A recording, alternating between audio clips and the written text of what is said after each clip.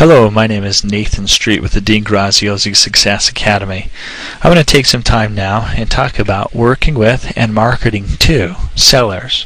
Keep in mind that as I give this information, Graziosi is an expert at marketing. He has gotten where he is at right now because he is an expert at marketing. He has marketing that you can use right now that you don't have to put together, that you could market to sellers without difficulty and have them contacting you. But if you'd like further information, I will give that to you now. When we work with sellers that we want to attract or get involved with have either of four things, what I like to call the 4 Ds. You may have heard this reference again or before.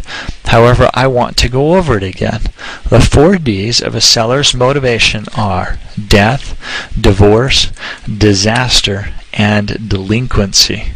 Those 4 items cause a seller to want to sell the property at a lower amount.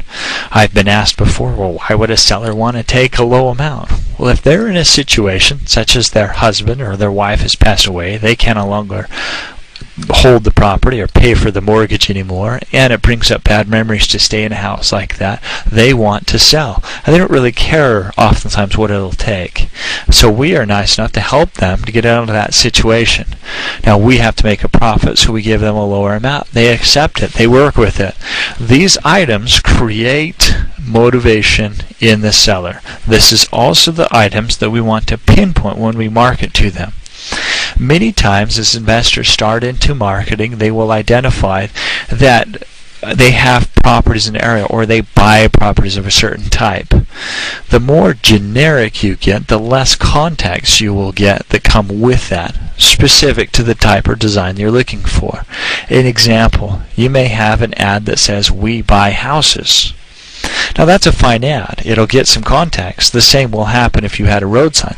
But what if you took that and you said, are you in a death situation or has your partner passed away?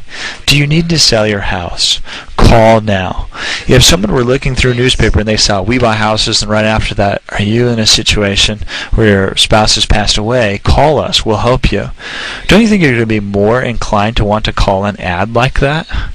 Yes. So those types of specifics, if you're doing marketing, will help. Now, I'm not against doing generic marketing when you're working with specifics. In a motivated situation, do you need to get out? Time is tough, life is tough, give us a call. Those are great.